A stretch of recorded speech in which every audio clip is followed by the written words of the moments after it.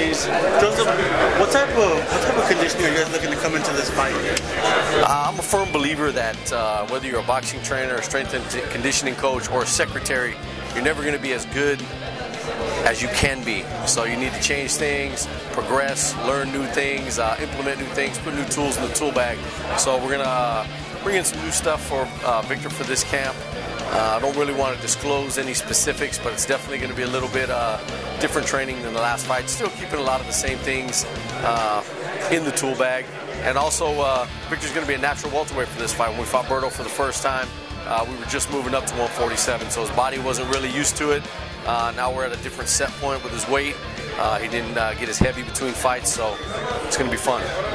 Now, obviously, Victor Ortiz is a big boy. Yes. He's got the big upper frame body, and he's got a lot of power in that body. Something which led Team Berto to believe that he might have been taking some things. Obviously, you're the man to credit for Victor's body. What do you think about that? Like Rolando said, you know, when I took a little exception to it, he said we'll take that as a compliment, because I guarantee you, out of any of the athletes that USADA has tested, we probably have the cleanest urine in the business. We don't use very much.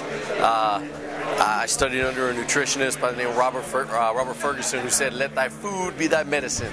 So we have a lot of natural foods that we eat, herbs, seeds, stuff like that are real good for promoting muscle growth, joint health, all that kind of stuff.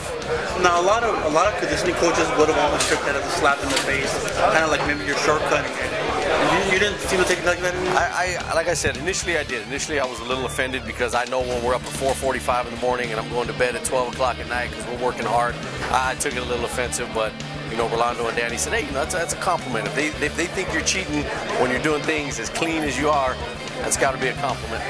Now, obviously, you're around Victor a lot. What type of mental place is Victor in after that whole Floyd Mayweather debacle? You know, I think he let people know a little bit today. A lot of people thought he took it with a grain of salt. I stood in the shower with him afterwards and felt how he felt, and saw his tears and knew that he was upset, disappointed, let down. Felt a little bit betrayed, a little bit taken advantage of by Mayweather. So it hit him pretty hard, but he's also one of those guys that's been through a lot in his life. So he, by the next morning, he had dusted all that off and said, hey, you know, we got to go forward. We can't sit here and dwell on that. Didn't want to try to get the WBC to mandate a rematch. Didn't want to go after the Nevada State Athletic Commission and see what they would do.